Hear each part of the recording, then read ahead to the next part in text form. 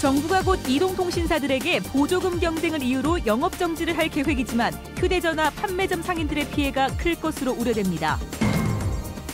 미등록 이주 노동자들이 의료 사각지대에 놓여 있는 가운데 외국인 노동자 진료 지원을 해왔던 대구의료원의 예산마저 더 줄었습니다. 최근 AI로 양계 농가가 어려움을 겪고 있는 가운데 양돈 농가도 돼지 유행성 설사병과 가격 하락으로 이중고를 겪고 있습니다. 최근 아파트 분양이 잇따르고 있지만 공급 과잉으로 입주 때 아파트 값이 떨어질 수도 있어 구입할지 신중한 판단이 필요합니다. 네, 여러분 안녕하십니까? 대구 경북 소식 전해드립니다. 정부가 보조금 과잉 경쟁을 일삼아온 이동통신사들에게 영업정지 조치를 내렸는데 다음 주부터 영업정지가 시작됩니다. 하지만 엉뚱하게도 영업을 못하는 통신사보다 소상인들의 휴대전화 판매점이 직격탄을 맞을 것으로 보입니다. 금교신 기자가 취재했습니다. 휴대전화 가입의 메카로 일컫는 대구 동성로의 통신골목. 정부의 이동통신사 영업정지 조치가 다음 주로 다가오면서 보조금 등 특별 가격 정책이 없는 것으로 알려지자 손님들이 뚝 끊겼습니다.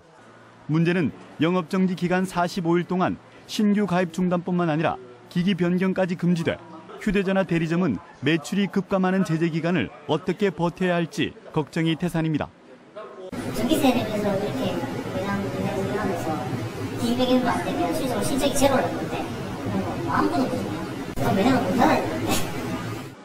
그나마 통신사 대리점은 개통자 통신 요금의 6%를 수수료로 받지만 휴대전화 판매업자들은 재고 물량에다 이자 비용 때문에 실제 문을 닫아야 할 형편이어서 종업원들의 대규모 해고까지 우려되고 있습니다.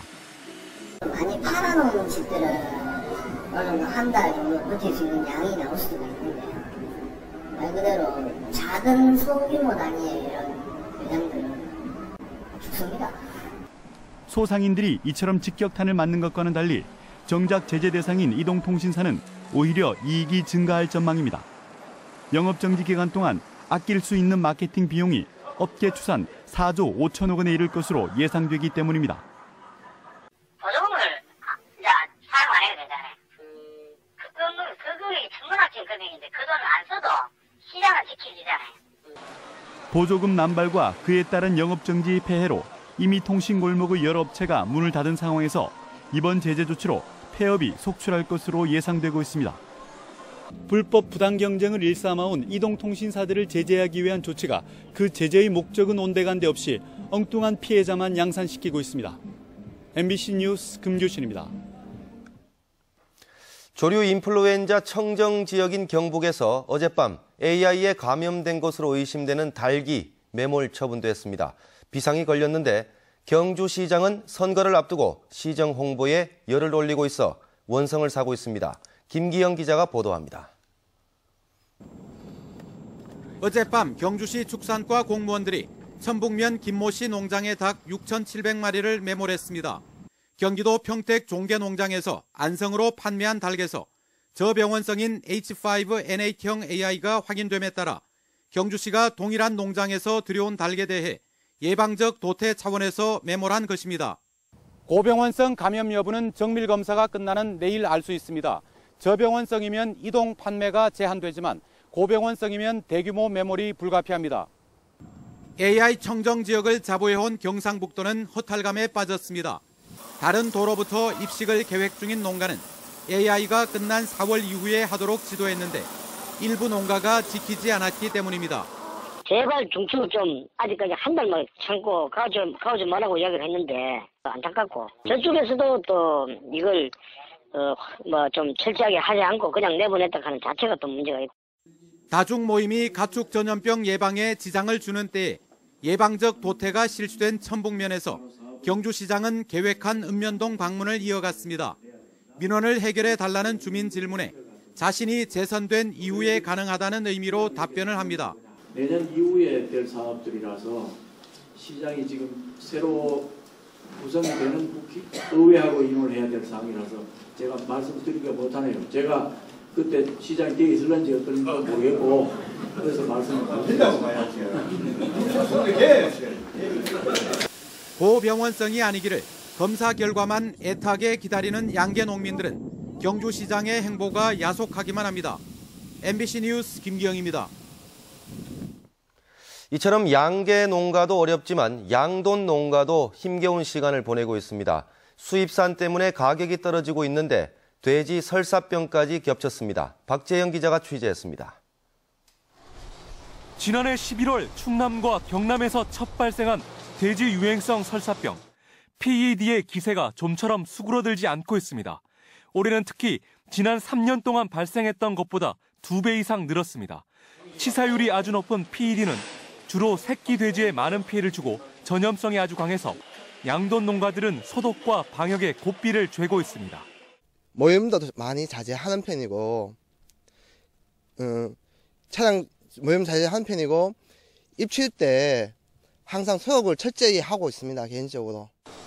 관세 없이 대량 수입된 돼지고기에 밀려 국내산 돼지 가격이 지난 20개월간 손익분기점에도 턱없이 못 미치는 것도 농민들을 옥죄고 있습니다.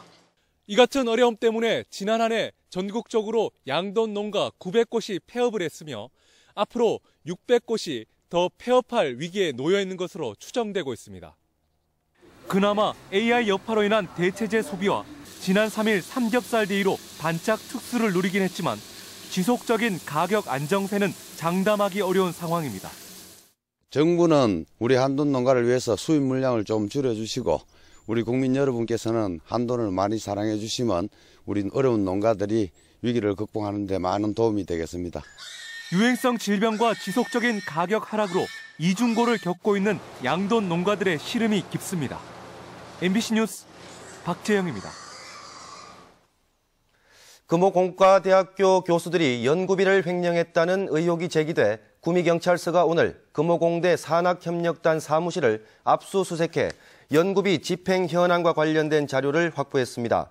경찰은 최근 3년 사이에 임용된 교수 10여 명을 대상으로 학교 측으로부터 2년 동안 2천만 원이 지원되는 신진 교수 장려 연구비를 부당하게 사용했는지를 수사하고 있습니다. 아파트값이 고공행진을 거듭하면서 신규 분양이 줄을 잇고 있습니다. 호황이 지속될 것이라는 전망이 있는 반면 시장 과열에 따른 부작용도 우려되는 만큼 실수요자들은 주의가 필요하다는 지적입니다. 도건엽 기자가 취재했습니다. 오늘 문을 연 대구시 동구 유라동의 아파트 견본주택. 중소형 아파트 329가구를 공급하는데 이른 아침부터 방문객이 줄을 이었습니다. 오늘 하루만 달성군 세천지구와 경산 신대 부적지구까지 대구권에서 3개 단지의 견본주택이 문을 열었습니다. 이달 안에 침산동에 2개 단지가 분양을 시작하는 것을 비롯해 상반기에만 10,000가구가 분양됩니다.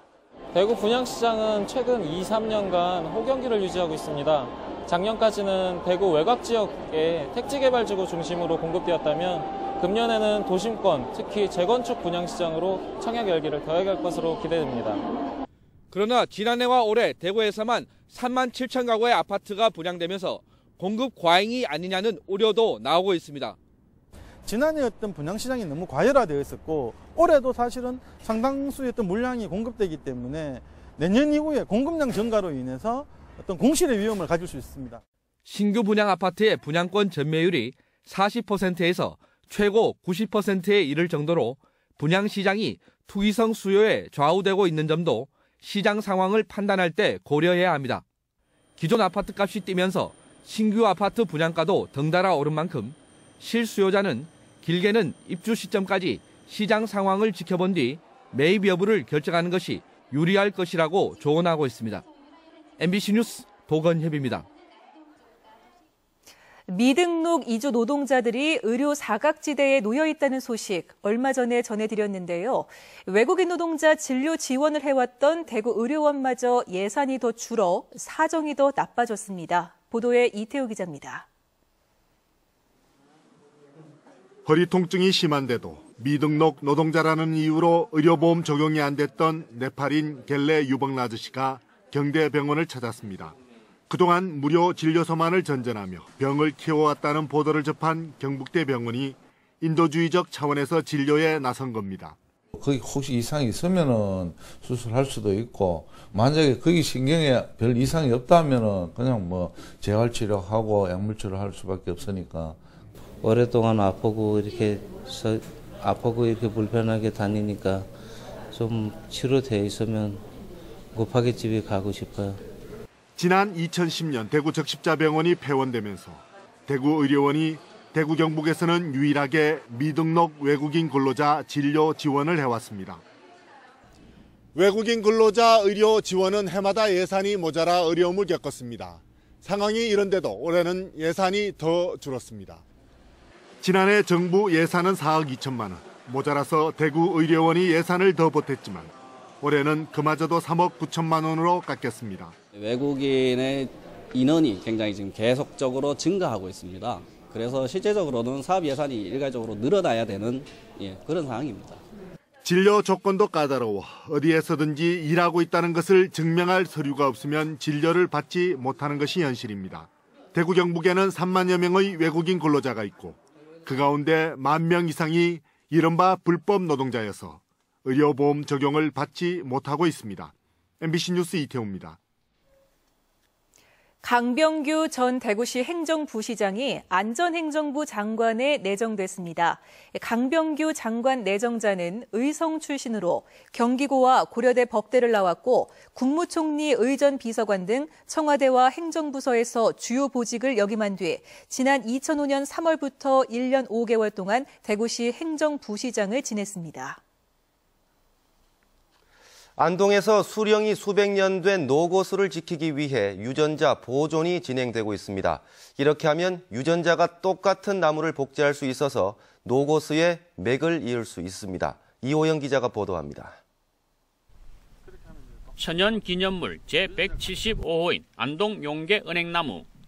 수령 700년인 이 은행나무는 이마댐 수몰로 지난 1990년 원래 있던 자리에서 흙을 쌓아 15m 높이로 들어올리는 방식으로 이식됐습니다. 높이 31m, 둘레 14m로 줄기 굵기로는 우리나라 은행나무 가운데 가장 큰 것으로 알려졌습니다. 안동시와 국립산림과학원 문화재청은 태풍과 낙뢰 등 자연재해와 기후변화 등 환경 악화로 인한 나무의 소실을 방지하기 위해 용계 은행나무의 유전자를 보존하기로 했습니다. 유전자 보존은 DNA 추출과 복제 나무를 만드는 무성증식법이 동원됩니다. 다른 은행나무의 뿌리에 용계 은행나무의 가지나 안운을 접을 붙여서 무성 증식을 하게 됩니다. 이렇게 하면은 우수한 형질의 유전자원을 원형 그대로 보존할 수 있게 됩니다. 열매를 심으면 이세나무가 생산되지만 무성 증식법은 유전자가 똑같은 복제나무를 만들 수 있습니다. 용계 은행나무뿐만 아니라 수령 600년의 녹전면 사신리, 너티나무도 우량 유전자 보존을 위한 복제 작업이 함께 추진됩니다. 천연기념물 275호인 사신리 너티나무는 매월 정월 대보름에 동제를 지내는 등 마을 수호신으로 보호받고 있습니다. 그래 동민들이 항상 밑에 청소도 하고 담고서도 지내고 동네의 보물로 생각하고 동민들이 전부 다 그렇게 성의 있게 전한 걸 간소합니다. 안동시는 조상의 을과 정서가 함께 깃들어 있는 노고수의 소중한 자원이 오랫동안 유지될 수 있도록 천연기념물 지정목부터 연차적으로 유전자를 보존할 계획입니다. MBC 뉴스 이호영입니다. 우리복지시민연합은 성명을 내고 의사들의 의료 민영화 반대 주장을 지지한다며 집단 휴진의 책임은 정부에 있다고 주장했습니다. 우리복지시민연합은 현 정부가 일방적으로 의료 민영화를 추진하고 양심에 따라 집단 휴진에 나서는 의사들에게 업무 개시 명령 발동과 검찰 고발 등 힘으로 밀어붙이고 있다고 밝혔습니다. 또 의료 민영화를 막는 의사들의 파업을 단순히 집단 이기주의로 매도하지 말고 국민들의 생명과 건강을 지키기 위해 정부는 의사들과 대화에 나서라고 촉구했습니다. 경상북도가 오는 2017년까지 동해안 4개 시군에 있는 25곳의 지질 명소를 세계 지질공원에 등재하기 위해 관련 사업을 추진합니다. 이를 위해 지난해 5월 동해안 세계지질공원 등재 타당성 용역을 끝내고 포항 7곳, 경주 5곳, 영덕 9곳, 울진 4곳 등 25곳을 지질 명소로 선정했습니다. 후속 조치로 지질공원 관리 운영을 위한 조례를 제정해 행정부지사를 위원장으로 하는 지질공원 운영위원회를 구성했습니다. 경상북도가 추진하는 유교 신라 가야 3대 문화권 사업의 하나인 김천 황악산 하야로비 공원 조성 사업 기공식이 오늘 김천시 대학면 운수리 일대에서 열렸습니다. 황악산의 생태자원과 인근 역사 문화자원을 연계해 생태 체험 공간으로 조성하는 이 사업은 오는 2016년까지 1,092억 원이 투입돼 문화박물관과 전통 한옥촌, 평화의 탑 등을 건립합니다. 오늘 오후 2시쯤 대구시 중구 남산동의 한 아파트 신축 공사 현장에서 43m 길이의 크레인이 부러졌습니다. 이 사고로 크레인 위에서 외벽 공사 중이던 46살 김모 씨가 9m 높이에서 떨어져 숨졌고 같이 일하던 52살 박모 씨도 다쳐 인근 병원에서 치료를 받고 있습니다. 경찰은 안전규칙 준수 여부 등 건설 현장 관계자 등을 상대로 정확한 사고 경위를 조사하고 있습니다. 프로야구 삼성 라이온즈가 오늘 대구지방검찰청에서 강력범죄 피해자녀 장학지원 결연식을 했습니다. 이번 결연식을 통해 삼성 라이온즈는 범죄 피해가구 자녀 20명에게 1년 동안 매달 10만 원씩 장학금을 지원합니다. 삼성은 지난 2009년부터 장학금 지원 결연을 맺어오고 있습니다. 대구 남산 4의 6지구 주택 재건축 정비사업 시공사로 화성산업이 선정됐습니다. 이 사업은 대구시 중구 남산동 일대 14,000제곱미터에 더해 지상 22층의 아파트 5개 동 418가구를 건립하는 사업입니다. 화성산업 측은 전 가구가 전용 면적 85제곱미터 이하로 구성돼 있다며 올 연말이나 내년 상반기에 분양할 예정이라고 밝혔습니다. 대구 강북경찰서는 지난 1월 30일 새벽 2시쯤 달성군의 빈집에서 130만 원어치의 금품을 훔치는 등 지난 2012년부터 최근까지 30여 차례나 빈집을 털어 3,200만 원어치의 금품을 훔친 혐의로 36살 이모 씨를 구속했습니다. 네, 지금까지 대구 경북 소식 전해드렸습니다. 여러분 고맙습니다.